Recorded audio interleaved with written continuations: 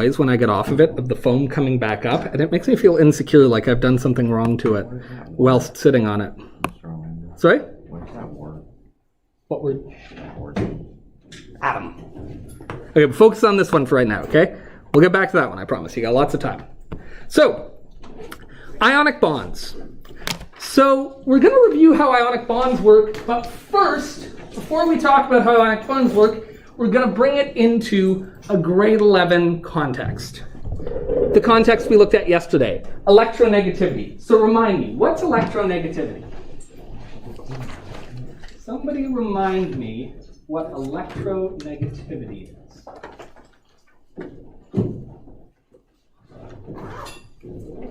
Yep. Electronegativity is the desire of an atom to take other electrons from other atoms to fill its valence. Yep, what a wonderful answer. Very good. Electronegativity is the tendency of an atom to gain electrons. In other words, how hard are these working to get electrons? How electron hungry are they, if that's the language we want to use? That's always kind of how I think of it. So, as a rule of thumb, we said that small atoms tend to be more electronegative than big atoms, right? We said that's a good way to remember the trend. So looking here, don't worry about any of this crap right now. Just looking here, looking at the table, which side of the table will be the electronegative side, relatively speaking, the electron-hungry side? The column to the right of, or to the left of the very right. Yeah, so we don't, not these, but this side of the table should be electron-hungry as a rule, right? And this side of the table, as a rule, will be less electron-hungry. Does that make sense? What do we call all of this side of the table? What types of elements are they? We have a name for the left side. You know, and everything from beryllium, magnesium, calcium, zinc, iron, aluminum, tin, strontium, all of these things are the metals, right? Left side of the table, we call them the metals. So as a rule of thumb, the metals have low electronegativity.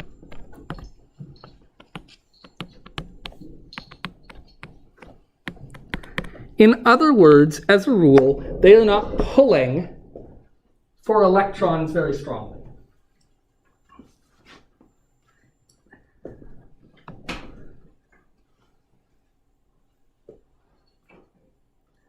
On the other hand, the right side of the table, what do we call those? Yeah, not a very creative name, is it? Nonmetals have high electronegativity, as a rule. Yeah. Can I get the note? Oh, did you not? I'm sorry. No worries. There you go. Thank you. Cool. Yeah, I don't have my printing numbers down yet. So, as a rule, metals have low electronegativity, nonmetals have high electronegativity. And so we already know then, and you knew this from grade 9 and from grade 10, as a rule then, what will happen if you allow metals and nonmetals to hang out together? What's going to happen? Just naturally, just by a function of this. A lot like I am big and tough, Preston less so. I have a desire for lunch money, Preston less so. And so if we hung out, what naturally over time is just going to happen? You're going to beat him up and steal his lunch money. I'm not going to beat him up. I'm just going to make him know that I would if he didn't give me his lunch money, and he will give me his lunch money. That's right. Naturally, I will take the lunch money. I'm just going to take it. It's mine. It's fine. What will naturally happen when you put metals and nonmetals together? The nonmetals will take the electrons from the metals. Good. Does that make sense? So, left to themselves, metals will give up electrons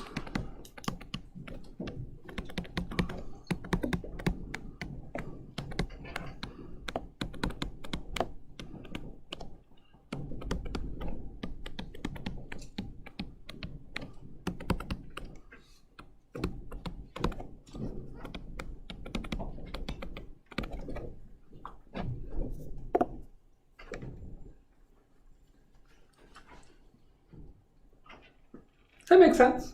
Logical, right? Okay, what's the end game of this? What is the end game of this?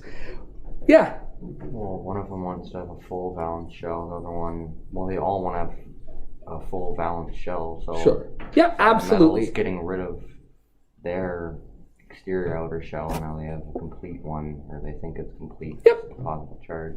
Perfect. Yeah, that's a great description. Basically, if you can fill up a shell of electrons, or if you can empty out a shell of electrons so that you only have full shells, that is desirable. Why? Yeah. So that you're non-reactive? Sure, why? You guys are getting the full my son Charlie treatment. Why? Why is a full shell non-reactive but a partial shell is reactive? Because it can't combine to another element without some way of sharing the electrons, or I like it, but you know what's coming. Why? Why? Why do this? Why does any of it matter? Why does having a partial shell matter? Because science. That wasn't a good answer. That wasn't a good answer. I appreciate the effort, but it wasn't a good answer. Why? Why does any of this matter? What do we think? Ah! Oh, what a good answer, because they want to be stable. And now's where I want you to think again. I want you to think again about this as actual physical things that have mass.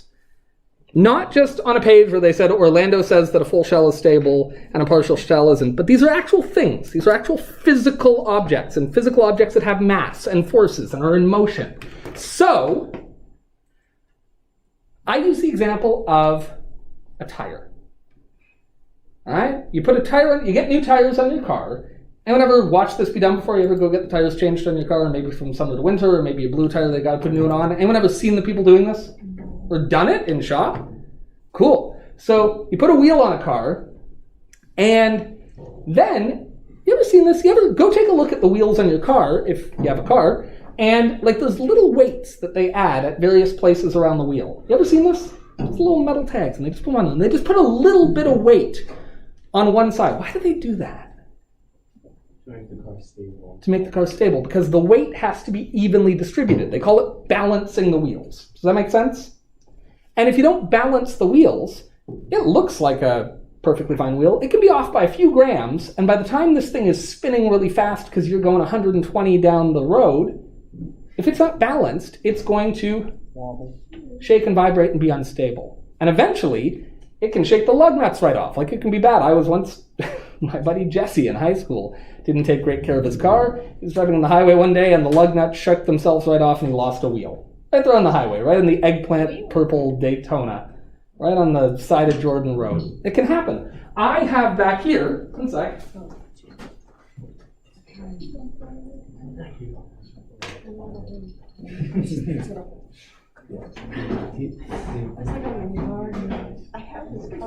You okay back there? I have back in the lab a centrifuge. Okay. Do you guys know what a centrifuge is? I thought you were bringing. This sits on the bench, and you can use it Spin things really fast. to spin things really fast. Isn't that what they put blood? Yeah, in fact, a couple of years ago, we did a lab with blood. I had a nurse come and take my blood out, and we spun it down, and we looked at my blood cells under the microscope. It was fun. So you can put things in here, and it spins them down and separates them. That's a true story, yeah. My buddy Chris came. I also don't like needles, so I was a bit of a baby at the time, but that's okay. But here's the thing with this. This goes so fast that in the instructions it says really clearly, you always have to have equally weighted things across from each other on it. Does that make sense? So sometimes you just want to spin one thing down. But you have to, at minimum, put one of equal weight across from it, and it actually recommends that you do it on all four sides. You have to do that. And if you don't, you'll damage the machine. Why? Because momentum's going to say it's over here, now it's over here, and it's going to start flinging around the machine. Yeah. It won't be stable, right? There has to be a stable arrangement of mass. Now, there's a bunch of different ways you could do that. 1, 2, 3, 4 will get the job done. You can do it with 6. You can do it with 8. There's lots of stable combinations, but you need to find a stable combination. Does that make sense? And the reason there's lots of stable combinations with this is because there's, 20 individual ports, you know? And with 20 to work with, you can find a few different stable conformations. Does that make sense?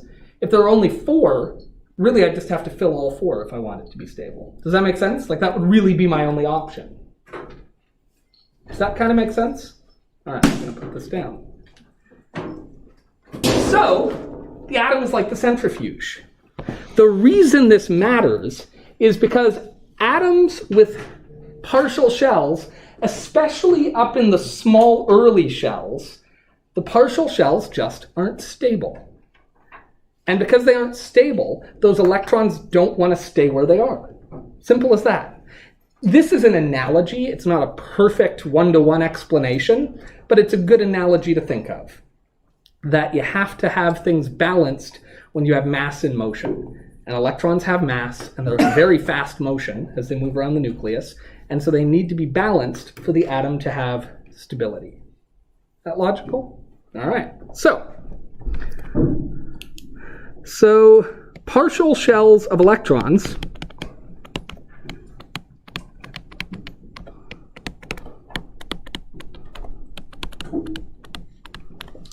tend to be unstable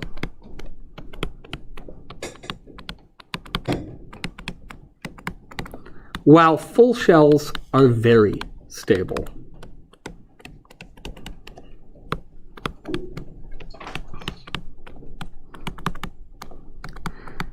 When you take grade 12 chemistry, or if you take physics, you'll learn to think of this in terms of energy.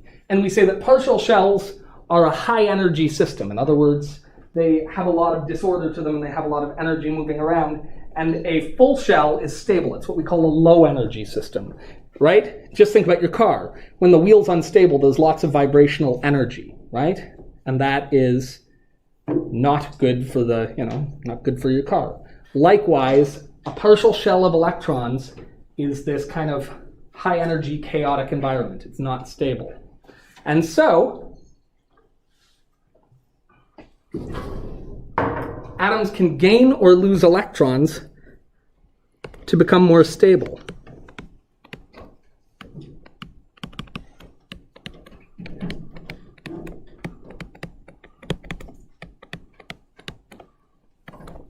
And what do they form when we call that? We no longer call it an atom once it's gained or lost an electron.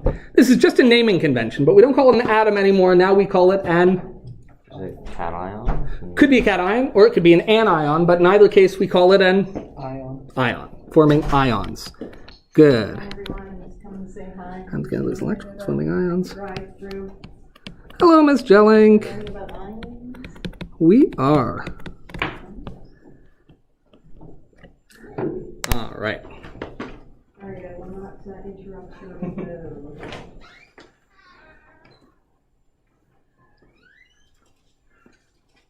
Do you know, I mean, she just says that, but do you know that Miss Jellink's father was a very prestigious Canadian scientist? He was actually the dean of the biochemistry department at Queen's University. So a very, very prestigious, published, well-regarded, well-respected scientist in Canadian circles. So, kind of cool. Anyway, back to this. So, if we keep that in mind, I don't want you to try to memorize this. Remember how yesterday we said I want you to look at the table, and by looking at the table, be able to interpret some things about atoms? Right? I don't want you to memorize that hydrogen is going to take a charge of +1. I don't want you to memorize that. That's not a good thing to memorize. I want you to understand that if we look at hydrogen, how many electrons are in its shell? Well, it only has 1. Is 1 a stable place to be? No. No. So hydrogen can either get 1 more electron, which it does sometimes. In the right circumstances, hydrogen will actually get an extra electron. But more often, it will actually just lose its electron. So it can actually take 2 different charges. It can actually become +1. That's usually what it does. But every once in a while, it can actually become -1. And I can tell that just by looking at it. Does that make sense? Lithium, on the other hand, is it ever going to become negative? Just look at the table. For it to get a full shell, what would it have to do?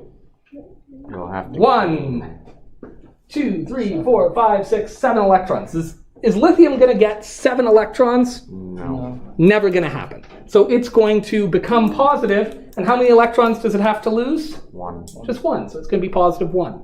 You don't need this number up here. You don't need this number up here because you just look at the table and it tells you visually. Does that make sense? I don't need to tell you that this is +2 because you look at calcium and you say calcium could either gain 16 electrons. Is that going to happen? No. No. So what's its only choice? To lose electrons. How many does it have to lose? 2. 1, 2. Just purely visual. Does that make sense? We cool with that? Likewise, I don't have to tell you that fluorine is going to be -1 because you look and say, fluorine, is it going to lose 7 electrons? Not a chance. So it's going to be getting them. How far away is it from a full shell? Just 1. How far away is oxygen? 2. 2. Nitrogen? 3. 3. For the things on the extremes of the table, they behave very predictably. What doesn't behave predictably is the middle of the table. So we're not going to talk about the middle of the table today. It can do kind of weird stuff. It has decisions to make. I mean, not decisions, atoms don't think. But you know what I mean? There's complexity here. But the far ends of the table behave exactly how you'd expect them to behave. These are really close to being full, so they're going to fill up. These are really close to being empty, so they're going to empty out. Makes sense, right? That's why these have low electronegativity. They give up electrons because it's easier. And you want to know something? Atoms are like people. They do what's easier. They just do, right? Okay. Now then. Do you remember a Lewis structure? Does that ring a bell? Lewis structures are like Bohr-Rutherford diagrams if we took out all the unnecessary information. And remember I told you yesterday, what's chemistry really about? What's chemistry really about? Wouldn't it be amazing if you just came in and knocked that over, like stepped on my computer and then just ran out? This Calford comes and just busts up the joint. Sorry? Ah, nice and loud. Electrons. Chemistry is really about electrons. And specifically, which electrons? Valence shell? Nice and loud. On the shell. Yeah, that outer shell. And we call that the valence shell. Cool. Chemistry is about that outer shell of electrons. Because one atom bumps into another electron. What does the bumping? The valence shell. That outer shell of electrons, right? Just makes sense. So, a Lewis structure is just when we draw a Bohr-Rutherford diagram. But do we worry about protons and neutrons? Nope. No, because they don't do chemistry. Do we worry about the full shells on the inside? Nope. No, they don't do chemistry. We just draw the outer shell. And the beautiful thing about a Lewis structure is, like, if I want to draw a Lewis structure of nitrogen, it's super easy because I'm going to put an N, right? And then I'm going to say how many electrons in its valence shell? 1, 2, 3, 4, 5. Does that make sense? You just count over. That's how we look at the outer shell. And so I'd say 1, 2, 3, 4, 5. Does that make sense?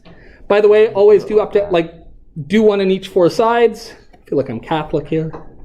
And then start doubling them up. Does that make sense? It doesn't matter which A non one you double it patria, up. Spiritus Sancti. Okay, so I'm not Catholic as it happens, but there we go. Oh my god, what is happening? I'm about to do a benediction. Never mind. No, we'll save it. Doesn't matter. What, So now, if I was going to draw a Lewis diagram of magnesium, I would put Mg, and then how many electrons in its outer shell? 2. Yeah, so I'd just go 1, 2. Does that make sense? Once you know how the periodic table works, a Lewis structure is really easy to draw. I could make you draw a Lewis structure for bromine, but I'm not gonna, because how many electrons would we need? a lot. Like 18. Yeah, a lot. So many. That's only 7. Yeah, I don't want to do that. And it gets worse, because radon, remember how we say those 2 extra rows actually fit in here? So I don't want to do that, because now I would need 35, or 36, sorry. I don't want to draw 36 electrons, but I could. I know how. Does that make sense? Is everyone kind of cool with drawing a Lewis structure like lithium? How would I draw a Lewis structure? What would I do? 1. A 1? Oh, okay. So an Li and then a 1? No, 1 electron. 1 electron. And where should I put it? Top. Yeah, you can actually put it, if you're just putting 1, put it where you want. And like when you draw diagrams, sometimes it makes more sense to put it over here. Sometimes it makes sense to put, you know what I mean? Pick the place that makes sense. I'm going to put it here. All right? Cool. What about, let's do one more. Just make sure we got it. Chlorine. What's my Lewis structure going to look like? Talk to me. Talk to me. Ivan, what do you got? Cl. Yep. 8 electrons. Or 7 electrons? Cool. And so should I go 1, 2, 3, 4, 5, 6, 7 like my grade 9s do? Yeah. They really do Yeah. that? Yeah, they do. Don't worry, you probably did too, so settle down. No, I didn't. So how should I put them? Just around it. Yeah, that's right. So we're gonna go 1, 2, 3, 4. I don't know. That's just my habit. You can, but you don't have to. Like I could just as easily have gone. I do want you to give every one of them 1 before you give any of them 2. That's kind of the convention. So 1, 2, 3, 4, 5, 6, and I like that. There we go. There's 7. And again, nothing magical about which one I chose not to give the second one. It doesn't really matter. And sometimes it'll make more sense to put in different places. Questions about that? All right. Does everyone remember doing Lewis diagrams? You should have done a billion of them in grade 10. Yep. Yeah? Good. Yep. I'm still wondering why the Yeah. 85th element isn't on that periodic table. Why which?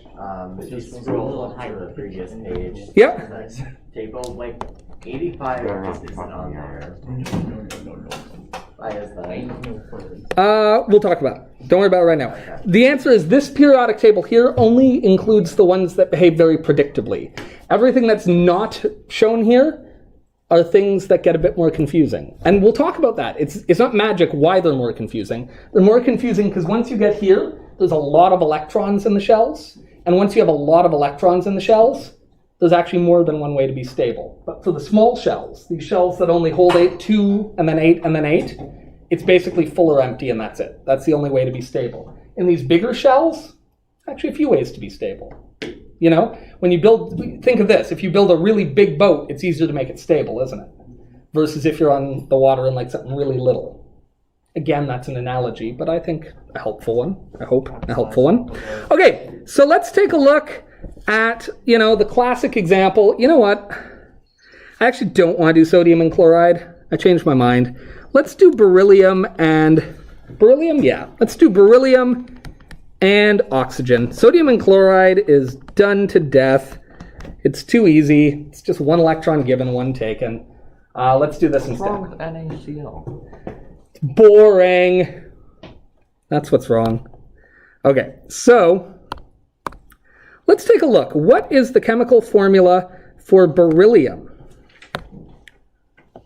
What's the chemical formula for beryllium? And do you see it on here?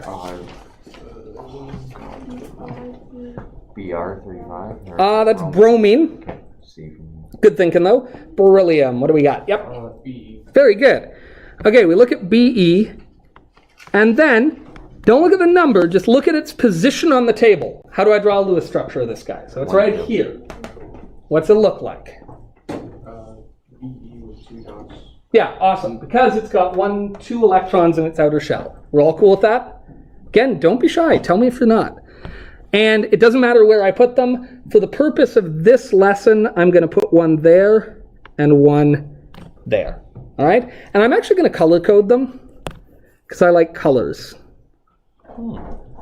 Big fan of colors. All right. Never would have guessed. Philando, I hate to interrupt, but you are about to receive a reminder about forwarding something out to some student or something like that?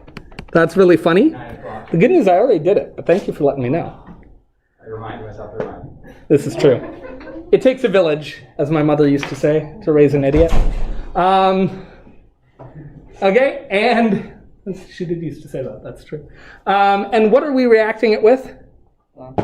Oxygen. Talk to me about oxygen. How many electrons does it have in its outer shell? 6. Awesome. And you can tell that because 1, 2, 3, 4, 5, 6. All right? He's not saying, oh, it has 8 electrons total, 2 fit in the first shell, so that's 8 minus 2 is 6, there's 6 in... No, that nonsense. The table saves us that time. The way it's laid out, we just look.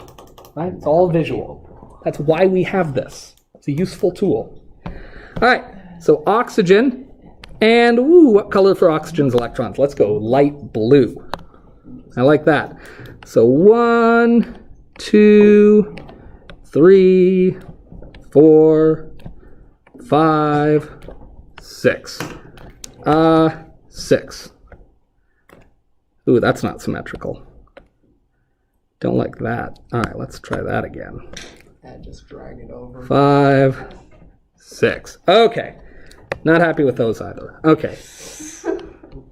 There we go. Okay, so we have beryllium and we have oxygen, and I know you know this, but it's still good to take the time and draw it. What happens when beryllium and oxygen are together? Which one of these has a high electronegativity? Which one of these has a high electronegativity? Cool. What's that mean, that oxygen has a high electronegativity? That's going to take the 2 from beryllium. Good, because electronegativity means that it is electron hungry, right? It's like me wandering the halls. I got a hunger, and only your lunch money is going to cure it. All right. So what will tend to naturally happen is that beryllium will give up these electrons, and oxygen will receive them. All right, we know that. We've seen that. That's nothing new. Oxygen should get a job. Oxygen has a job. It's taking beryllium's electrons. What's beryllium look like now? What's its Lewis structure now? Be with no electrons surrounding it. That's right. We don't then go into the last shell and show that now it has a full first shell. You could if you want to, but we don't. But what do we know about now? It used to have a bunch of electrons. Now it has 2 less. So what's going to be true about it? It's given up 2 electrons. So that's great, but something is now true about it. It's an ion. What kind of ion? What charge does it have? +2. +2. It's got to be positive because it lost electrons, and electrons are negative. So it's got to be positive, right? That makes sense. Now, what's oxygen look like now? By the way, this is a convention. An ion, we always show in a Lewis structure that something is an ion by putting square brackets around it and by writing the charge above it. Does that make sense? That's a convention. So if you're looking at a chemical diagram and you see something has brackets around it, you know that means that it has a charge. And you should be able to look at the top right and see what the charge is. Does that make sense?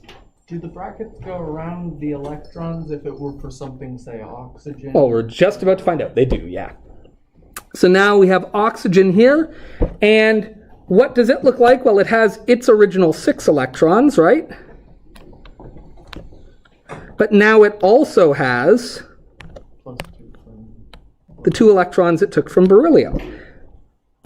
And that means that it will have a charge, and what is its charge? -2. Now, overall, does this thing have a charge? Like if we zoom out and look at the whole picture. No. Yeah, if we look at the whole picture, we started out with no charge and we end with no charge overall, right? Because we have +2 here, but we have -2 there. All the charge is accounted for. We know where it came from, we know where it went, but now the beryllium has a charge and now the oxygen has a charge. But here's the thing. As soon as things have opposite charges, what will be true about them?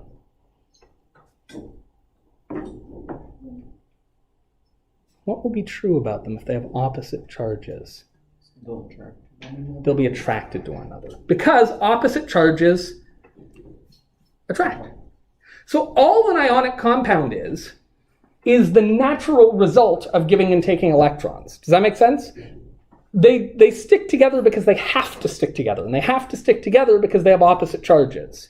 The reason they have opposite charges is that beryllium had 2 electrons it needed to get rid of to be stable, and oxygen needed to receive those electrons to be stable. But the sticking together is just the natural byproduct of that, right? You transfer electrons, you take on a charge, and in taking on a charge, you're now stuck together because those charges are opposite, and opposite charges attract. And that's a very strong bond.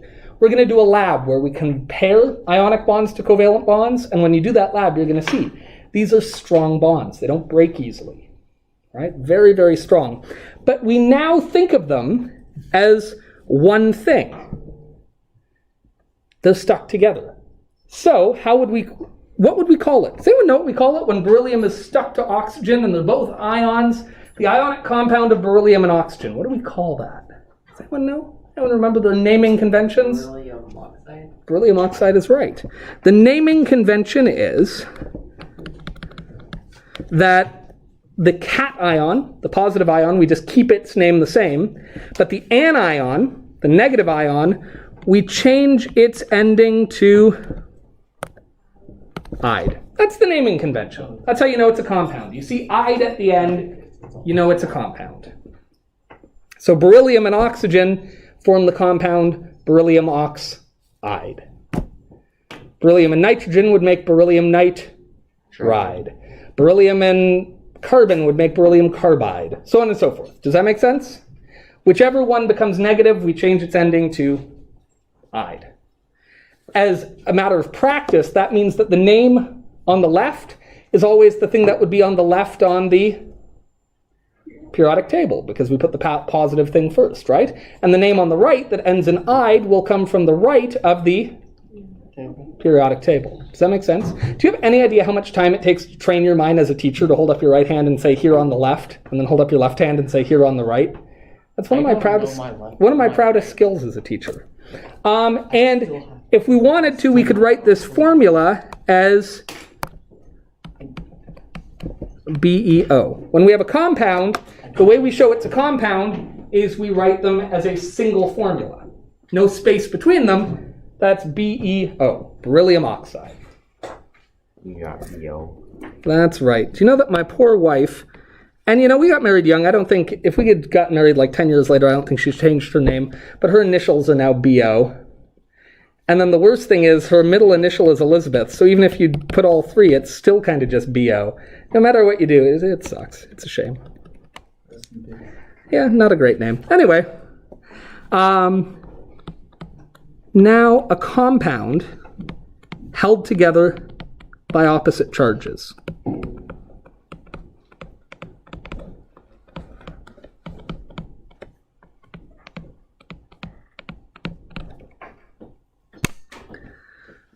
And I said below, for simple binary compounds like this, binary just means two. For things made of two things, beryllium and oxygen, magnesium and nitrogen, aluminum and fluorine, you just put the cation, the positively charged one, you just put its name, and then the anion, but with the ending changed to "ide."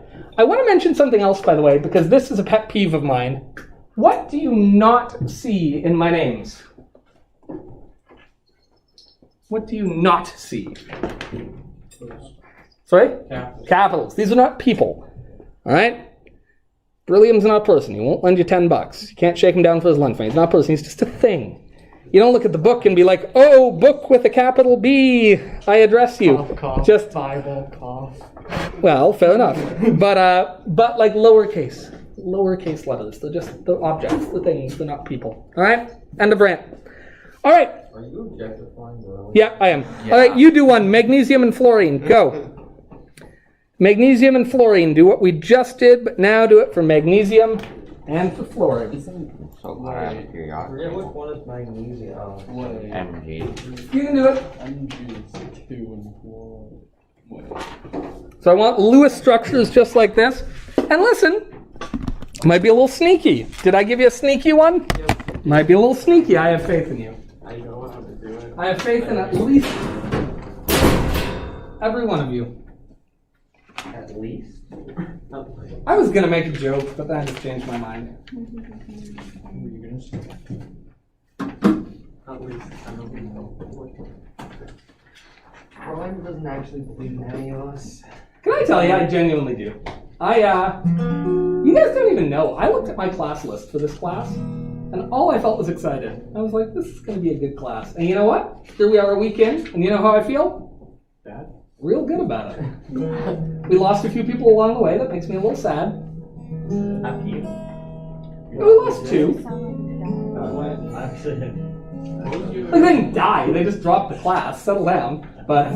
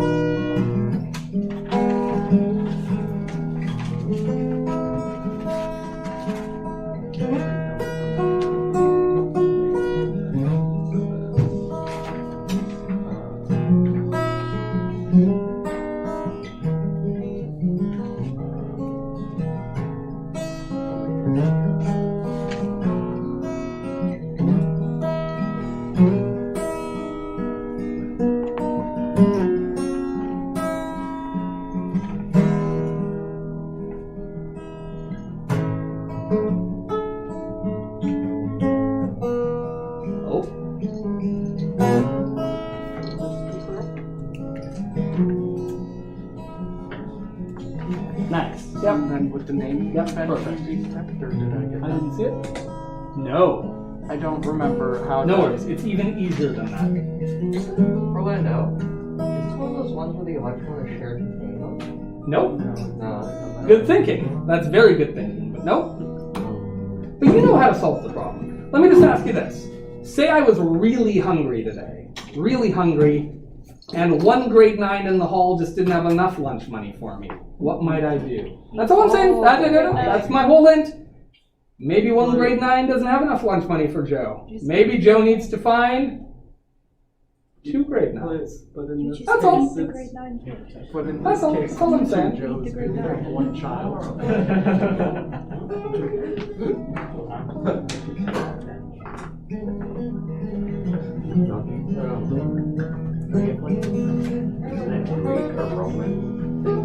Like die and then in front of the name before it. So No, actually. No need. What's the naming? I told you the naming. The naming is, first you put the cation, then you put the anion, but you change the ending Well, to like dihydrogen or Not this. dihydrogen concept. is not made this way at all, which you know. Oh wait, yeah, that's a covalent. How do you change it to or You just said it's covalent. That's the difluoride. You're on the right track. You're on the right track, but the problem with that is magnesium still has 1 electron left. Right? So actually, I guess my analogy wasn't quite right. No, What if I wasn't all that hungry and I found this grade 9 and I was like, you know what? I don't need all his lunch money. But I want to make sure that he still doesn't have any. So maybe I go get Calvert and I'm like, you better take the rest of this kid's lunch money. It's 2 Orlandos beating up 1 small child. Why am I saying this? I'm recording this for goodness sakes. you gotta get demonetized. Ladies and gentlemen of the jury, I plead guilty. You're gonna get demonetized. I'm gonna get demonetized. You're monetized by the school. He no longer gets paid. for Can't do his that. Since lessons. William would have too many electrons. I don't want that much lunch. Come on. I just take what I need. I'm not greedy. Really? Real. Really? Oh, yeah, beautiful. Well done. Yeah. Are you taking it? Yeah. All right. Get excited. Here's my goal. I want to get that class up to 30 people, because right now it's a split with a math class, and I don't want it to be. So everybody take grade 12 chemistry. Free 90s for all. I'm only kidding, Miss Jelling. I'm getting totally serious. I'll take Only a joke. I'll take Not a joke. I'll take 12 Take the class. Tell your friends. Everyone can have 100. That's fine. Load it up to the rafters. You know, 105. I don't care. And like, listen, I'll teach you either one. Like, you know, they want to give like the last truck the chemistry. I take the math. That's fine. Just whatever. 390s for all. Yeah, what's up?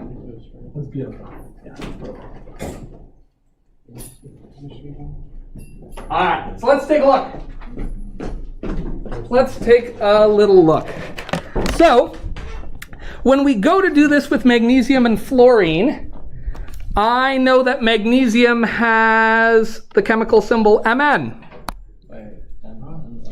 Yeah, Mn, right? Pretty sure it's Mn. No, it's MG. Pretty sure I'm the teacher, it's Mn. It's MG. Fine. It's MG. Fine. We'll put Mg. What's Mn? Common mistake. What's Mn? Does anyone know? It's manganese. Different thing. So be careful. That's a classic mistake. People get that one wrong a lot. Let's look at magnesium. Magnesium is in the 3rd row, so I should put 3 electrons. 1, 2, 3. It's 2. I'm pretty sure it's in the 3rd row. I'm pretty sure I know how to count. Row 1, row 2, row 3. There's magnesium. It's got 3 electrons. I'm the teacher. That's how many shells. Oh, you're right. So how many electrons does it have? 2. You're right. Right? We count over. It's 2. Okay, so magnesium has 2 electrons. If you're doing this on purpose or not. I am sliding into madness. Orlando is a savant. Okay. What's the first word of that again? Idiot. Idiot savant. Yeah. Do you know the expression? Yeah. Okay. So Magnesium, and then fluorine. Fluorine, I will cut the theatrics.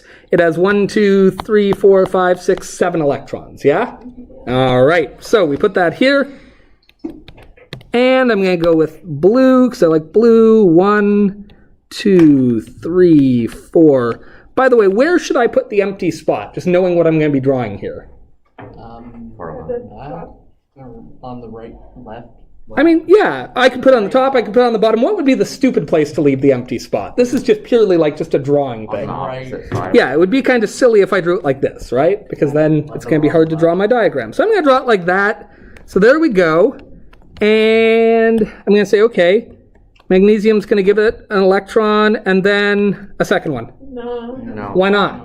Because its valence shell is full after 1. Oh, shoot. Okay, well, that's fine. So then fluorine now has 1, 2, 3, 4, 5, 6, 7, and that's got the one it got magnesium.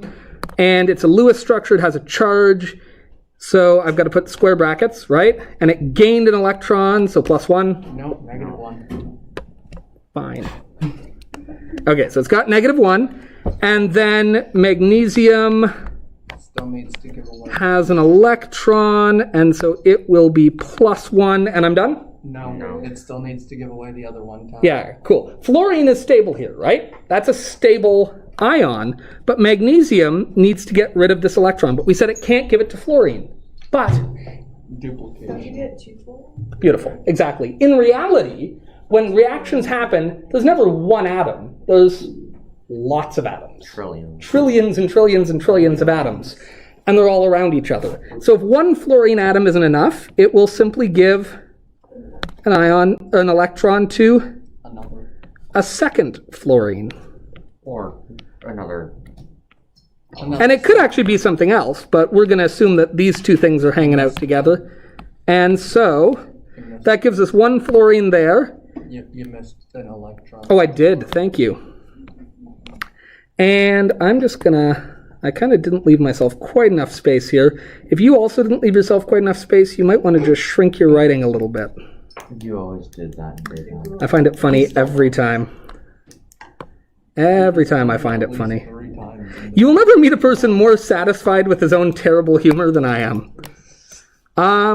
Just from like thinking this through perspective, which one should I put in the middle? Like just, not that it's a huge deal, but if we're thinking the way this would probably actually work, which one should go in the middle? Yeah, why do we think that? Why do we think? So that it could actually reach both the fluorine. Yeah, because we know that opposite charges attract and like charges repel. So it wouldn't really make sense to have another negatively charged thing next to this negatively charged thing, right? So I'm going to put that there. That's not a big deal, but you know, might as well get it right. As my grandmother used to say, it doesn't cost anything to be careful. Mr. Orlando. Yeah. Couldn't you in the end equation do Mg in brackets +2 and then put a 2 in front of the brackets of fluorine and -1 on top? We'll talk about that. Yes, you could. But Okay, now so how... I'm not wrong here? Like I wasn't doing it. You could do that, yeah. He's asking, could I have drawn one fluorine Lewis structure and then just put a 2 in front of it? Yeah, you could. That's still a Lewis structure. That's allowed. Not how I'm going to draw it, but allowed. What would the name of this ionic compound be? Magnesium difluoride? No. No. Good thinking. Magnesium fluoride. Yeah. Yes, that's Here's the nice thing. Look at me. who they are. The beautiful thing about ionic compounds is that they are boring. If you put magnesium and fluorine together, they can only go together one way. This is the only way that works. Magnesium's going to lose its electrons and fluorine's going to gain them. So you're right that there's 2 fluorines for every magnesium, but we don't bother putting the die in the name because it's redundant. Because there's only one way to put magnesium and fluorine together. The only way is that magnesium loses its electrons and fluorine gains them. And when you do that, you're going to get 2 fluorines for every magnesium. So in ionic naming, we don't use any prefixes. There's no mono, di, tri, tetra, none of that, not needed. If I say magnesium fluoride, the chemist assumes that you can figure the formula out because you know that there's only one way they can go together. Ionic compounds, look at me. Put your hand down for a sec. I do want to answer, but put your hand down. Look at me. I want all the eyes. All of them. Looking right here. Remove that. Okay. Who's that? Ionic compounds are boring. They're rocks. Literally. You go, ionic compounds are rocks. They make crystalline structures. The way this would keep growing is if you get more of it, it just grows into a big crystal lattice, where for every one magnesium, it's surrounded by 2 fluorines, and it just keeps growing and growing and growing as a big crystal. They're rocks. Every ionic compound is a rock. All right? They're boring. You are made of covalent compounds. Covalent compounds are big and interesting. You can put them together in all kinds of fun and interesting ways. So they need complicated names, because you can make all kinds of complicated things like eyes and hair and fingernails and turtles. You know? Like you can make a turtle with covalent compounds. It's complicated. You can make muscles that move. Ionic compounds are rocks. They're boring. They're simple. I don't think they're boring. I'm sorry. They're good. They're really good. They're not boring, but they are simple. And so their naming is simple. The name is just the 2 things that make it up, because there's only one way to put them together. Does that make sense? So that's another key thing to always keep in your mind. If it's ionic, its naming is simple because they are simple. Yeah. So earlier on, I don't know who mentioned it, but somebody had said that it could have been a different atom or a different element with the same properties as fluorine. How would you name that in that case? Would it be magnesium second chemical if it's before fluoride? Fluorine and so say it was also chlorine. It would literally be magnesium chlorine fluoride. So the second one doesn't get and I will say naming gets weird as things get complicated. So we're going to stick to simple naming for now. How would I write the formula for this? How do we write a formula for something that is 1 magnesium, 2 fluorines? Yeah. Good. That's exactly right. By the way, how did you know it was that and not F2Mg? Because magnesium gave And if you're ever confused, just remember, in your formula, they should go in the same order they go on the periodic table. If it's on the left on the periodic table, it should be on the left in your formula. If it's on the right on the periodic table, it should be on the right in your formula. Is that cool? All right. Do you have to worry about not putting the 2 at the top of the equation on like F? Yeah, it's got to go down below because it's not charge. When we see a number up top, we take that to mean charge. When we see a number down below, that tells us count. All right, so this formula says magnesium fluoride is made of 1 magnesium for every 2 fluorines. You comfortable with that? And yes, there's charges, but the reason there's no charge here is because overall, what is the charge here? -1 plus 2 minus 1 is? It's neutral. It's neutral. Does that make sense? Yes, each component of it has a charge, but overall, the compound is? Neutral. And a stable compound will always that's true. A stable compound will always overall be neutral because however many electrons have been given up, giving you positive charges, will have been taken by something, giving those a negative charge. So you'll always end up with a balance down to 0. Right until you don't. But for now, it'll always balance out to 0. Does that make sense? Until you don't. I just feel like I should mention to you that, down the road it gets more complicated, but that's down the road. Can I just say I love the way you gesture when you speak? I'm glad, because most people do not feel that way. Really? Yes, I think most people find my endless gesturing and talking exhausting. At least that's what my children and my wife say. But I'm enthusiastic. I like chemistry. You know why I like chemistry? Because it's simple? Aside from the fact that it pays my bills. Because it's simple. But it's cool and epic. Here's the deal. Chemistry is magic, but it's real. Think about that it really is. It's magic. You take this thing, you mix it with that thing, and all of a sudden you have something new, and poof, it's there. But it's real. It's not a trick. It's not like a guy who is just smarter than you and tricking you. I hate magic. Magic just makes me feel stupid. Because one of two things is true when somebody does magic. Either you get the trick and you're like, I know how you did that, that's boring. Or I don't, and I'm like, I'm so stupid, I should know how you did the trick. So no matter what, I'm disappointed in magic. But chemistry is like magic, that's real. And we just get to figure out how it works. Isn't that neat? Burn magnesium this semester? We'll burn lots of stuff this semester. We burn pure oxygen. It's not gonna do anything. You can't burn pure oxygen because burning by definition is reacting something with oxygen. So you're going to react pure oxygen with oxygen? That doesn't even mean anything. Can we All right, turn on focus! fire so we can explode? Okay. So I want to teach you how I teach this. Some of you in grade 10 may have learned the crisscross rule for doing this stuff. I don't like it. I'm Joe Orlando and I don't approve of this message. I just think it doesn't foster understanding. I think it's a trick, and I don't like tricks. Back to magic. I don't like tricks. I don't like being tricked. I like getting it. Does that make sense? That's just me. And listen, let me back up. If you're like, I do the crisscross rule every time and I get the right answer, awesome. Like, that's phenomenal. And I mean that. It's great. I have lots of tricks I use too. But when I teach it, I have a method I teach it with because I've found that it's the one that helps us understand what's going on. It's a little more complicated, but not even more complicated. It's a little more writing. But I think it fosters going, oh, I get it. Does that make sense? So, do I want to have to draw a Lewis structure every time I need to figure out a formula? No. No. Let me tell you, every single time we do a reaction in this course, which will be like 1,000 times, you're going to have to come up with the formulas. If you had to draw a picture every time, you'd get like carpal tunnel syndrome. All right? It's going to be too much writing. So, we want to be able to do this. But I want to do it in a way that we understand. So here's my rule. Let's say we need to come up with the formula for calcium phosphide. What are the two elements here that we're putting together?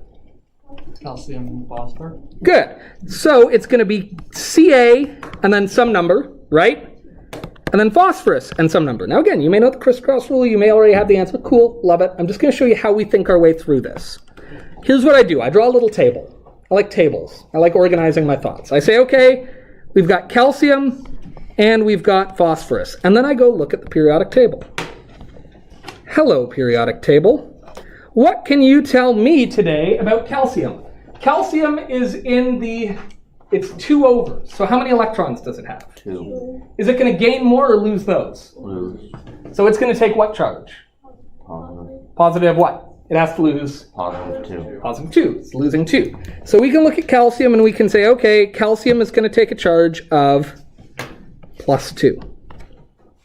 All right. Now let's go look at phosphorus. Phosphorus is here, and it wants to have a full shell. Is it going to lose electrons or gain electrons? It's going to gain them. How many is it going to have to gain? 3. 1, 2, 3. So, what charge is it going to take? Positive 3. No, negative 3. Yeah, great. Now, if those two numbers are the same, then your life is perfect, right? If one wants to lose 2 and the other one wants to gain 2, that'd be super easy, right? If phosphorus took a charge of negative 2, you'd go, perfect. You put calcium and phosphorus together, you get a formula. Nice, beautiful. But here, they don't match. Now, eventually you'll do this in your head. I promise eventually you'll do this in your head. But until we can do it in our head, put your hand down for a sec. I don't want to do any tricks. I want to talk through it.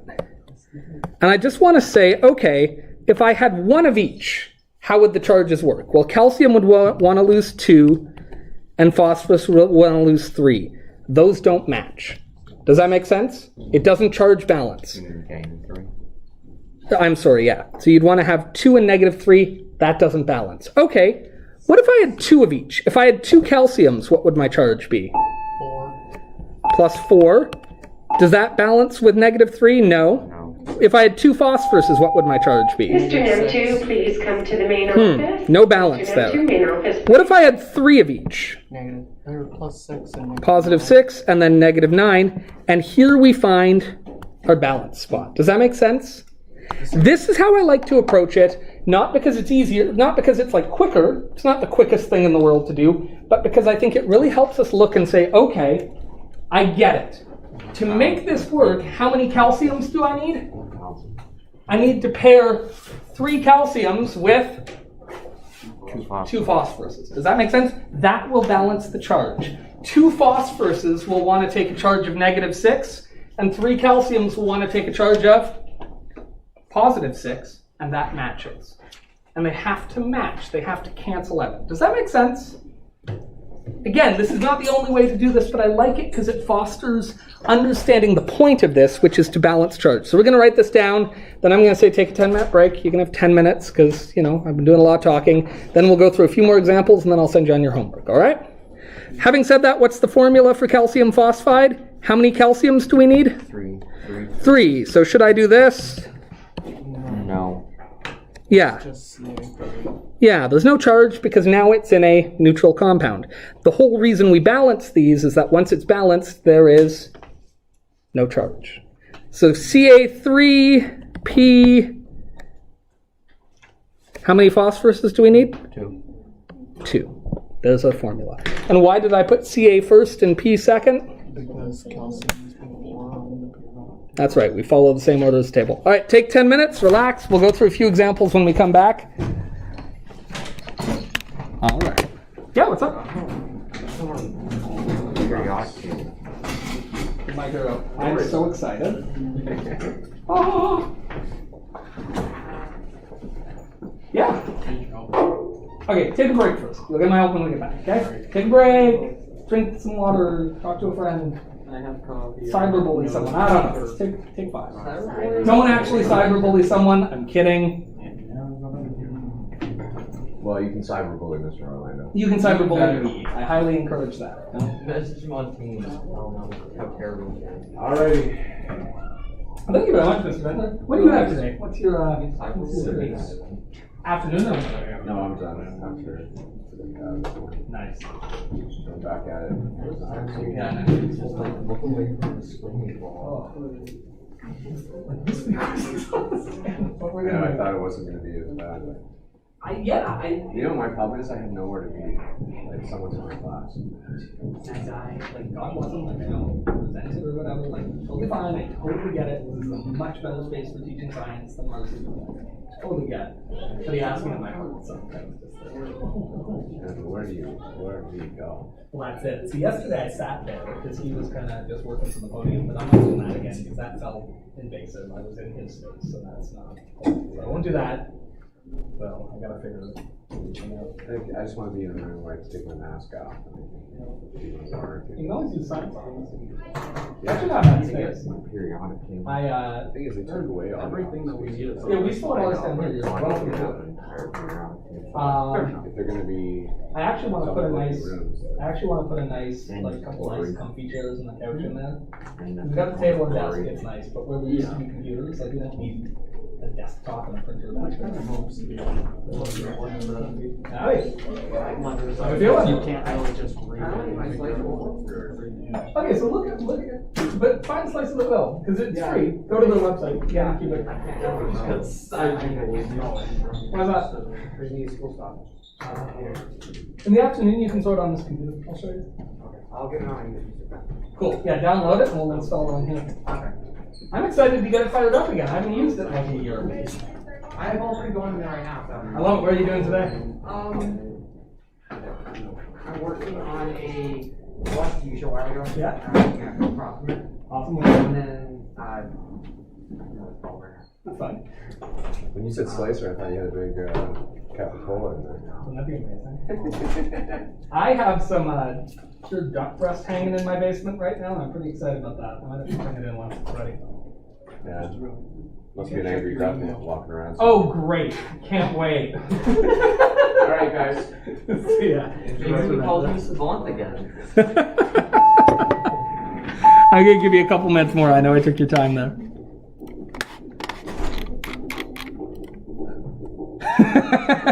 Thank you, Ivan.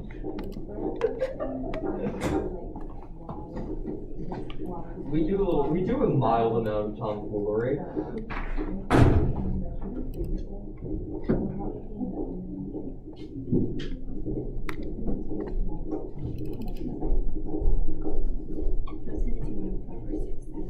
We just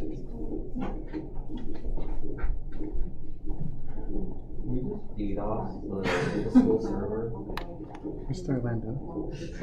Well, will we have time? We have more time to do it. Yeah, I will not. I promise I will not take the whole second period with this. You have my word. I know I go on a bit, but I won't be that long. I just need help a bit with my experimental side. Oh, sure. Yeah, you I bet. don't really know what to add to it. Yeah, and like, listen, your experimental section for this probably won't be that long because these were really simple experiments, I right? have 2 sentences. That might be enough. Like, we'll take a look at it. But like, again, I don't like writing for the sake of writing. So if 2 sentences tells me what you did, then 2 sentences tells me what you did. Like, I'm not a believer in pad it out with a bunch of unnecessary crap. I can't really do it without saying like what I did, like step by step. That's the only way. Give one sentences. Yeah, and you totally can say that. Like, that's, Oh, you yeah. can? Yeah. Like, again, not instructions. So don't say do this, then do that. But you can say we did this, then we did this, then we did that. Oh, I didn't And know probably don't use the word then over and over again because that would be redundant. It would be gross. But yeah, no, keep it simple. Like, that's the nice thing about science writing. Simple, declarative sentences. You're not trying to win a Pulitzer here. You're just nice, clean, In my class, though, you have to clear win a pill. writing. Mr. Orlando, I have a really good. You know, kind of. One sec. Just... Yeah, long. This thing was like.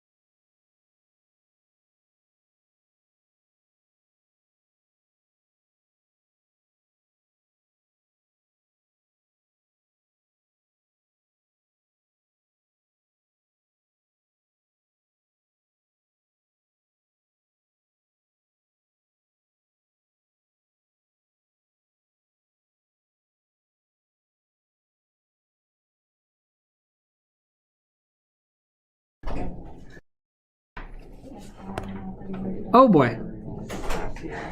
Okay, here we go. Oh, I think I just muted. Oh, we're good. Okay. Oh, I've got them for you. I just have to go get them on the copier. Yeah, oh boy, my computer is being wonky. Okay, let's take a look here, team.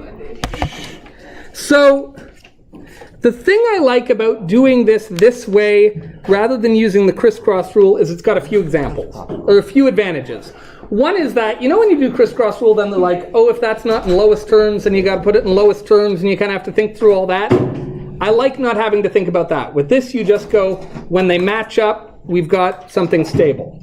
The second thing I like about this is, when we get to more complicated examples, you know, with more complicated things, you're going to like it. So what do you say we do one more together, and then I give you 5-10 minutes to get these done? Does that work? Okay. Okay, which one do you want to do together? Cesium iodide. Okay. Well, cesium is fun because I can never remember if it's CE or CS, but I think it's CS. It is CS, and iodide is obviously I, because that's iodine. So here we go. And what charge does each of these take? Well, let's take a look. What charge does cesium take? +1. What charge does iodine take? -1. Not the world's most exciting example, but that's good. We need to see those too. Cesium takes charge of +1, iodine takes charge of -1. If I had one of each, I would have what charge from one cesium? And what charge from iodine? -1. Oh, well, hey, what do we notice? Even. Awesome. So what's the formula of cesium iodide? CSI. Yep. And do we ever need to write ones? No. No. It wouldn't be wrong if you did, but all the chemists would laugh at you. You know what I mean? It would be like if you said, I have one cat at home, or like, I'd like you to meet my one cat. Or like, this is my one father. You know what I mean? It's a weird, you know what I mean? Like that would just be a weird sense. It's not wrong, but it's kind of weird, right? Now, there might be times when you would want to say that. If you had two fathers, that might make sense. This is my one father, that's my other father. But you're still then talking about a case where you have more than one. Usually when we have one of something, we don't include the word one because it's weird, right? Does that make sense? Yeah, it's like saying... If I said, do you have any pets at home? Most people would say, oh, I have 3 dogs, I have 5 dogs, oh, I have a dog. Most people wouldn't say I have 1 dog, right? Maybe you would, and there's nothing wrong with that, but it's just not typically how we speak. Likewise, we don't typically write CS1I1 because we can just write CSI. That's called etymology, right? Etymology is the study of the origin of words. Whereas this is more a question of usage, which I think, to the best of my knowledge, they usually just call usage. Right. Okay, let's do one more because that was a little bit boring. Let's do aluminum fluoride. Yeah. No. Sorry? Okay. So let's take a look here. What charge does aluminum take? Look at your periodic table. Count over. What? Very good. Aluminum's going to take a charge of 3, plus or minus? Yeah, it's going to lose those electrons, right? What charge is fluorine going to take? -1. All right. So we'll look at one more here just to make sure we got it. If I had one of each, what charge would the aluminum give me? 3. Very good. What charge would the fluorine give me? 1. Okay, so ALF doesn't work. Now again, eventually are you just going to do these in your head? Maybe you already are. But if not, draw it out. What if I had 2 of each? 2 aluminums would be? +6. 2 fluorines would be? -2. Yeah, still nothing lines up. So there's still no combination that works. What if I had 3 of each? 9 plus 9. And minus? -4. And here we find our match. So how many aluminums do I need? 1. How many fluorines do I need? 3. And so the formula would be F3Al. No. Pretty sure it is. I wrote it on the board. No. I'm the teacher. ALF3. A degree in biochemistry. I went to school for this. Yeah, but I'm just saying, I'm a bit of an expert. Failing a little bit. I'm just saying, I got over 50% in second year organic chemistry. Ask me how much over. How much so I'm over? pretty sure I know this. How much over? Literally none over. I got 50. It's a long story. Okay, what's the formula? I retook it, then I got 97, so take it easy on me. Yeah? Very good. And why do we do that order? Because the positive. Yeah, because of convention. There's nothing magical about it. It's just convention. It's just how we all do it. And if we all do it the same way, it's good for everyone. It's like driving on the road. There's nothing magical about the right side of the road. It's just a side of the road. But if you drive on the left side of the road, you're going to have a problem because the convention is that we all drive on the right side. Does that make sense? There are some things in life that aren't about the thing. They are about everyone doing the same thing. conventions. Conventions matter. All right, try the rest of these. I'm going to give you 10 minutes to get them done. We'll take them up. If you feel confident that you've got one, come up here and write it on here. Mr. Orlando, bromide is bromine, right? BR. That's right. Yep, very good. So if you feel confident you've got one, come put it on here. Draw it. I have faith in you. Yeah. What the hell? I think you've made a mistake. Bismuth is right here. It would be 29. So. Indeed. I picked bismuth. I mean, we can do bismuth, but actually, let's change it. Hey guys. Bismuth and fluoride. That's pain. Where did I put that? It's at the on the very back. bottom. Oh, okay. We'll talk. Yeah. Don't worry about it yet. Provide the formula of each of them. Yeah, we'll get All of them. Sorry? I got all of them. Good. Okay, when you get one, come put it up. Come draw it on that. I have faith in you.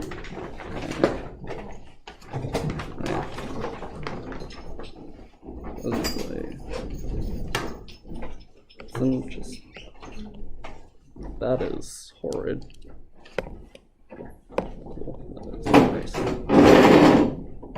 No, I don't care.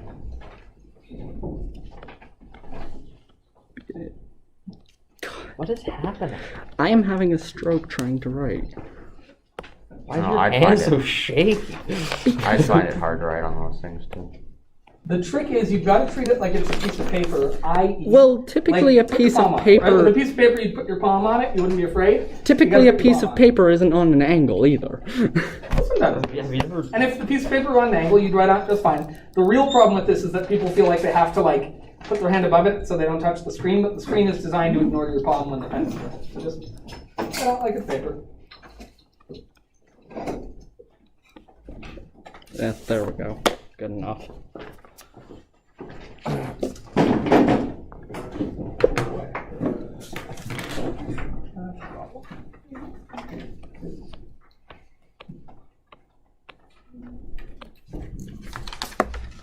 This is weighty. Yeah, it's got some mass to it, you know.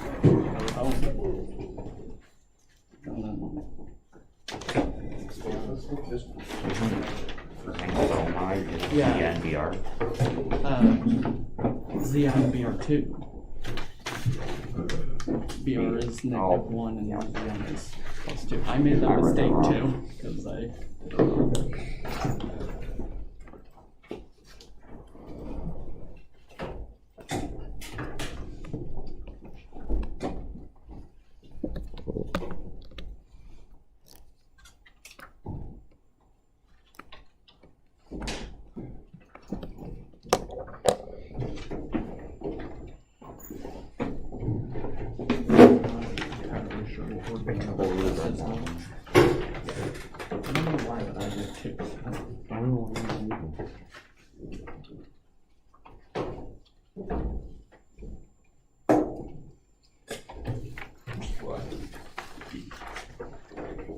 So am I just ignoring that bismuth fluoride thing? Yeah, in existence? that's a typo.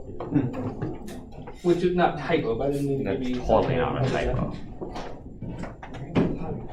It's like, I don't. Would you put it like that? I don't, because it has 29. So. Yeah, the truth is it actually takes a +3 charge, but you don't know that yet. So remember we said once you get a big valent shell, you don't have to get full or empty. With big shells, there's middle places that can be stable. You know, like we said that the big boat, it's easier to make stable than a small little boat. When you have a big shell like bismuth that has 36 electrons in it, there's lots of little combinations that can be made. So bismuth will actually take a charge of +3, but that's for the next lesson, not this one, so whoops. So if it takes +3, then it would be. Whoops. That would be. So if it takes +3, wait. So bismuth.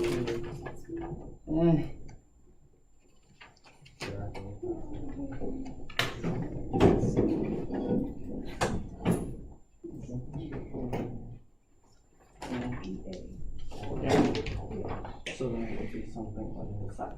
Exactly right. Yep. That makes a lot more sense.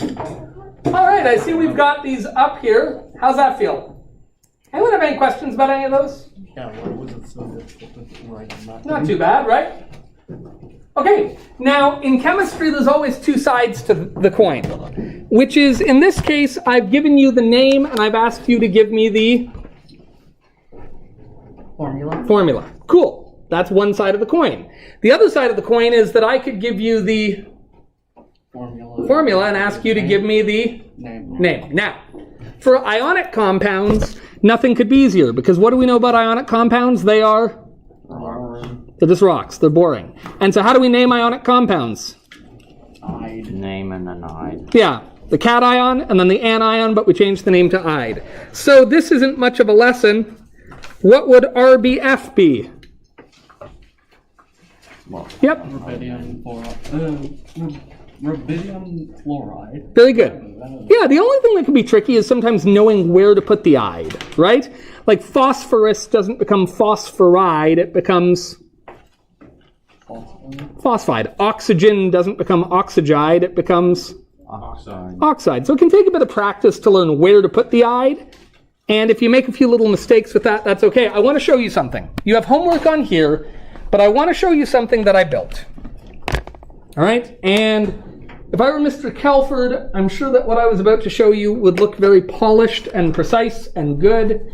I'm not Mr. Kelford, I'm Mr. Orlando, and I'm not a very good coder, so it's clunky. But if you go into Teams, up here I have put Chemistry Practice V2, version 2. I should change that name, it's not a very exciting name. Ready? Rename. Chemistry Practice. There we go. Okay. This is an app that I built. It's clunky, it makes lots of stupid mistakes, but it is designed that as we go through this course, whatever we are doing, it will provide you with an infinite amount of practice. And it will tell you how you're doing. All right? And it's right about 99% of the time. And then every once in a while, it's horribly wrong and says really weird things. And if it does that, please email me and tell me so I can figure out why it's making that mistake and fix it. Because I'm slowly but surely improving it. So if every once in a while you'll be like, I'm pretty sure the formula for this isn't like Ca2N4678.4. I'm pretty sure that's not right. And it does that once in a while. But look here. But look here. So for example, what are we working on right now? Naming. So what would I click? Naming. Okay, look here. Shh. And then you can pick your type of question. In this question, it wants you to provide the... In this type, it wants you to provide the formula. So you can try, which one am I bad at? Or if you go both, it just randomly picks between the two. Does that make sense? So let's try this. What would this be called? CDF2. What's CD?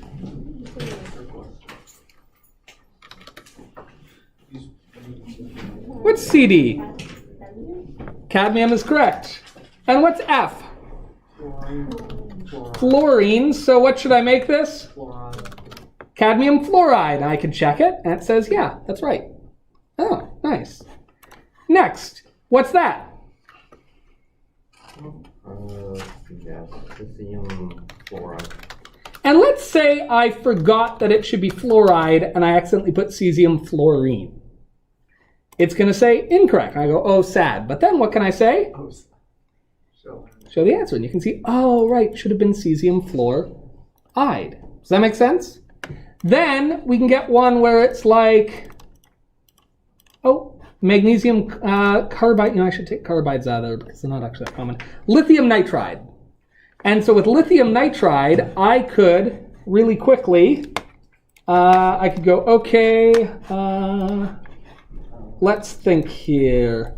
And I could just kind of, on my paper, I could say, well, we've got lithium, and it takes a charge of, what's lithium take charge of? +1. +1, okay. And then I've got fluoride, and it takes a charge of? Nitride, sorry, I'm nitride. Nitrogen, and it takes a charge of? -3, okay. If I had one of each, I'd have +1 and -3. Does that balance? Nope, don't like that. What if I had two of each? This would be plus 2, and this would be -6. Those still don't balance. But if I had 3 of each, this would be plus 3, and right there I see that we get a balance, right? That works. 3 lithiums will balance out 1 nitrogen. And so the formula for this thing must be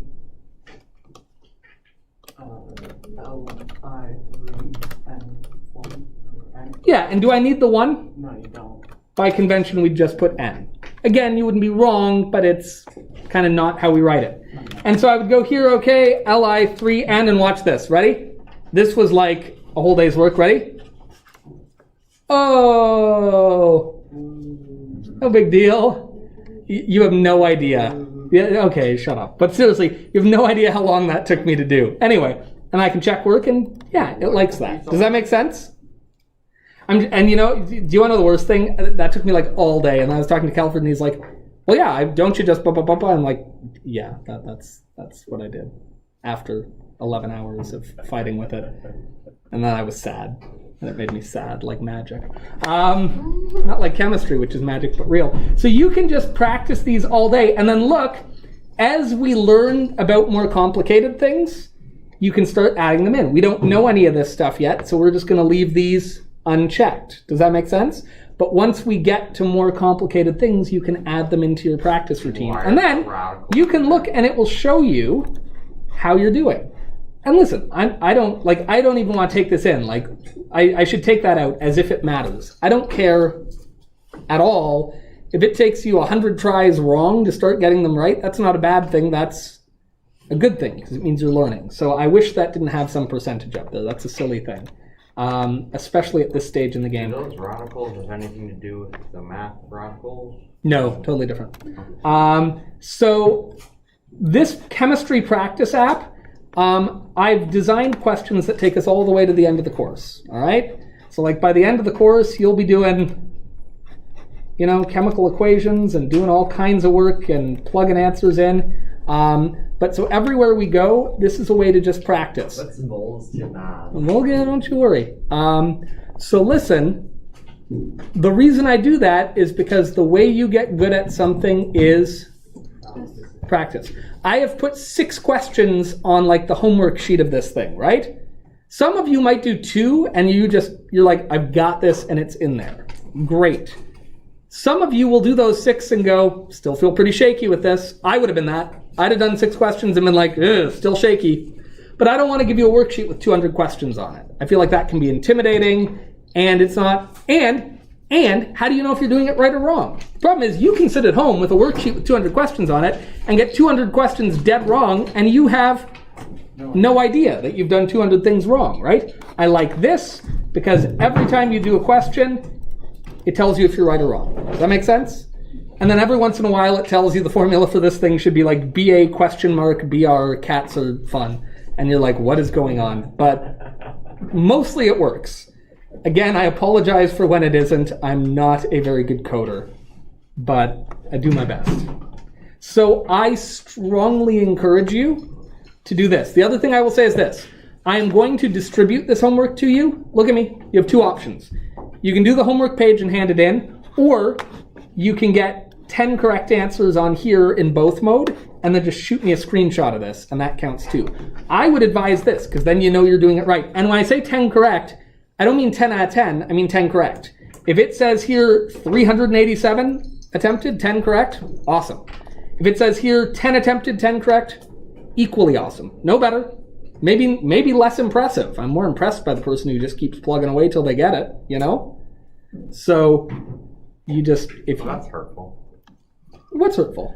Well, you say the person who does it 300 times gets the 10 correct, but the person who does it 10 out of 10. Yeah, this is what I'm a big believer in. That, like, learning hurts. It does. Learning is hard. And if it doesn't feel hard, then I'm going to argue that you're not learning much. And that's not a bad thing. That may just mean you know a lot. But like that feeling where you're like, oh my God, this is confusing and I think I'm too stupid for this, that's actually what learning feels like. That's the feeling of learning. The feeling of going, I've got this down, that's not the feeling of learning, that's the feeling of already knowing stuff. And the trick as a teacher is to put people in a point where you mix it up. So they got some stuff they're good at, so you build their confidence, And some stuff that's hard, so you make them learn. But if all you're ever feeling is like 10 out of 10, perfect, 10 out of 10, perfect, you're probably taking courses that are too easy for you. We should probably push you onto something harder. What if you're feeling the opposite way? And then you're learning. Then you really are learning. No, like the complete opposite way. Like where you just get nothing right? Yeah. Then maybe you're stretching yourself a little too far too fast. Or you just got to push through it. Learning can be hard. Learning is hard. Listen, if anyone's ever tried to learn a new sport, or to learn an instrument, or to learn to draw, or to learn chemistry, when you first start out, it can be rough. But if you care about it, if it's something that matters to you, you stick with it and you get good at it. And if it doesn't matter to you, maybe you say, I don't want this aggravation. No shame in that either. You don't have to be good at everything. Nobody's good at everything. That's real adult life. I play sports for fun, but I'm not good at them. And that's okay. You don't have to be good at everything. All right. Oh, I wanted to mention one other thing. I have not got everything marked yet. I've got my 9s marked, I've got my 10s marked. I will get you guys marked this weekend. It might take me into Monday or Tuesday of next week just to get all the safety stuff marked, because that's time consuming. But I am a big believer that you should always know how you're doing in my class. I think that's important. I used to hate, capital H hate, when you're taking a course and it's like, I have no idea what my mark is. You'd ask the teacher and they'd be like, you'll find out at midterm. It's like, I don't want to find out at midterm. I want to find out right now. That's why I'm asking. But at the same time, I also hate looking things up for you. Listen, I have my own mark book that I've built. And so if you click Orlando Mark Viewer, it will, now I have something here that you don't, which is I get to pretend to be anyone.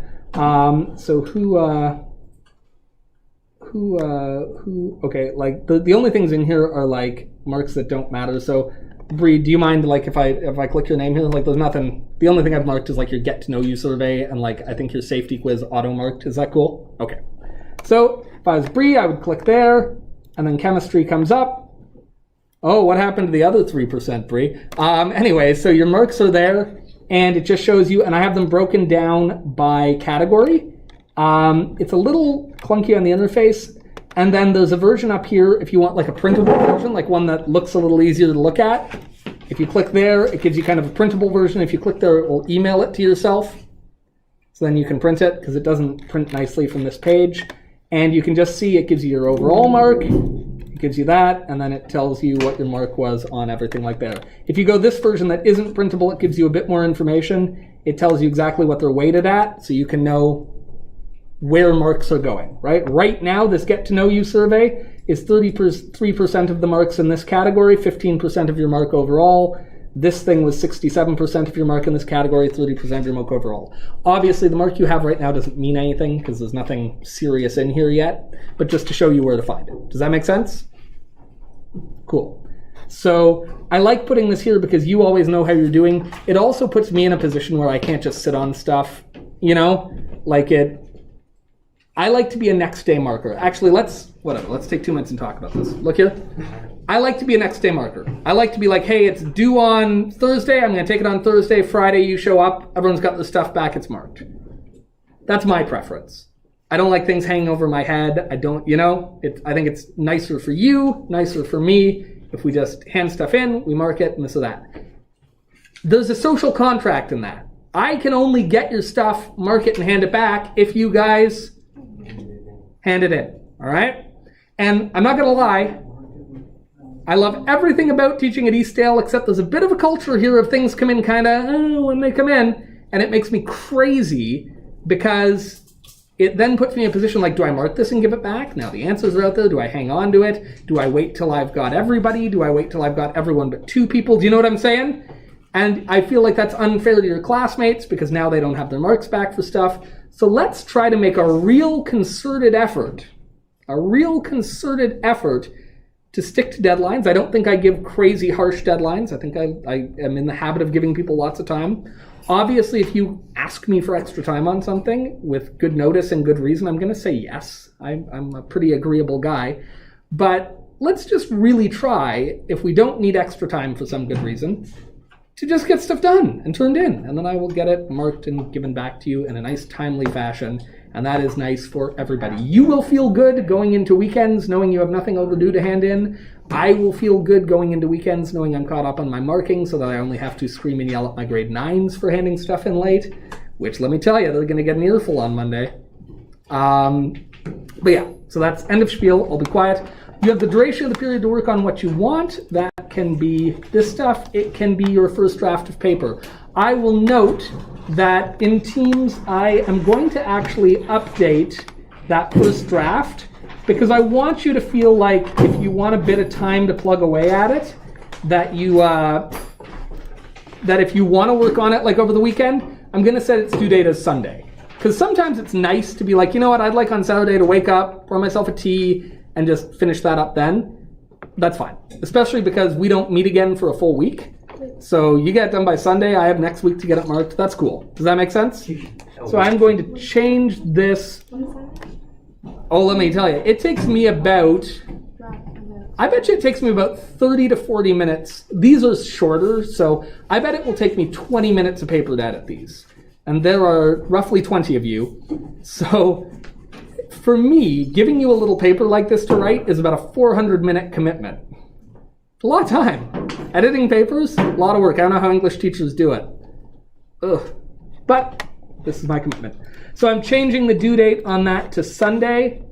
Please make sure you have it in by Sunday. And if you need help with it, just ask. Yeah, what's up? For this one? Oh, by the way, guys, when you get to bismuth, sorry, in the homework, bismuth is a weirdo because it's way down on the table. And I shouldn't have given it to you yet because we haven't talked about it. It will take a charge of +3. Bismuth will take a charge of +3. You can go write that on there right now.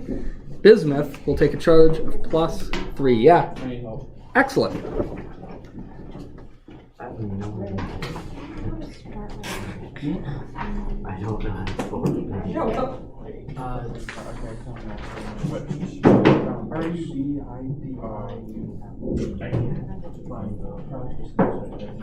Yeah, no problem. So it's right there. I have to hand out that.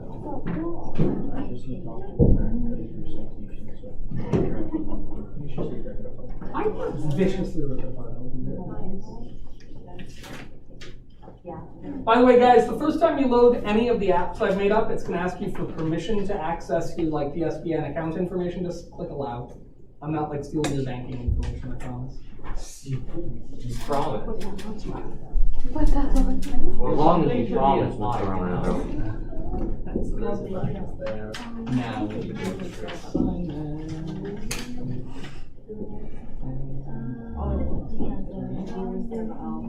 so this is so weird. Oh, you had to. You know what? I did. That's why you couldn't save it. I didn't turn it in. Because you would accidentally click turn in. Remember when we couldn't save over it? And we were like, why can't we save over it? When something's turned in, it's locked. So undo. Aha! We figured it out. That's fine. That makes sense. Oh my god. I'm so happy. I went home last week the other night and was like, racking my brain trying to figure out why everyone else could save over this stuff. That's why it's being weird. Because when you click turn in, it locks them all so you can't change it. In other words, you can't turn it in and change your answers. Makes sense, right? I can edit it, but you can't. Because that was the thing. When I logged in, I could editing this just fine. So we'll go to your Google Doc and do that. Go to Google Doc.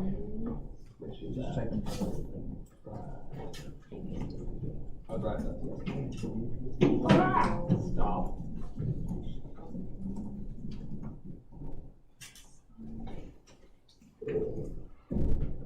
By the way, do you have your computer? Your beautiful fancy one? Yes, I do. Because we should get the Microsoft stuff set up on it, and then you can be done with these. I'll be honest, I don't remember. I didn't remember to plug it in. I'm not sure. That's fine. We'll do it next day. That.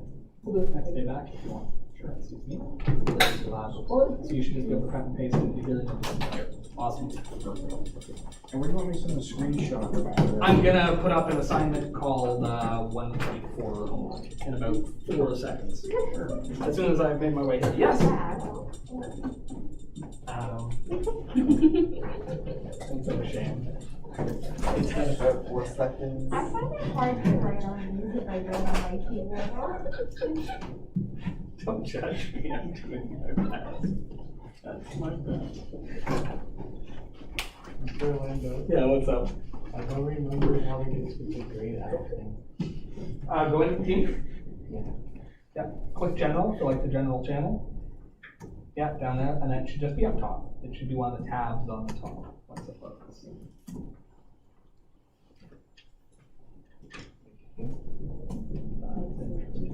That's got the wrong team. Oh wait, there's just that thing.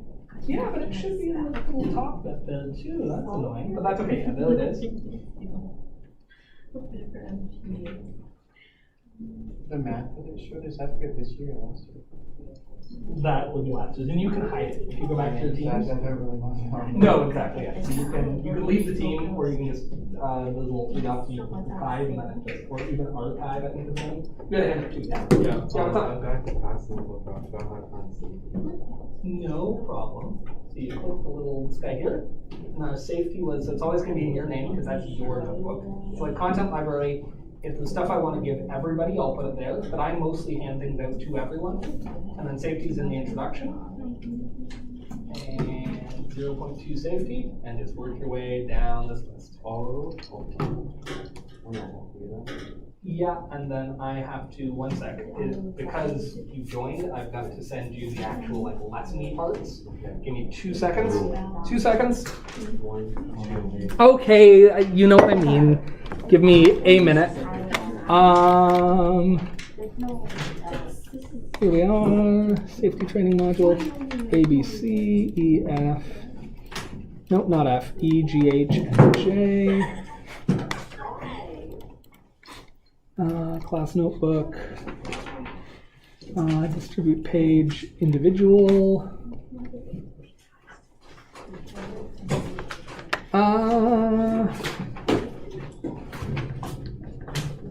Oh, this is not your class. Okay, so there's that. I should probably go to your class. A, B, C, E, G, H. I get a 91 in math last year. I got a 65. J. Sorry? This is I got a 91 in math last year. Listen, after you guys have left classes, I often start deleting data. So it's probably finding like, or like I could have I have a little thing ticked like what would the remark be without zero. There's all kinds of things. Just ignore old classes that aren't even supposed to show up. Because, yeah, long story short. Anyway, gonna hand those out. Distribute page, individual. Distribute page, individual. King. Next. Intro, safety training, distribute. Okay. Yeah, Nathan, if you wait about 1 minute and then reload that, all of the stuff should be in there. It will probably be in a weird order at first. You might have to click and drag them into alphabetical order. Let me know. And, oh yeah, I should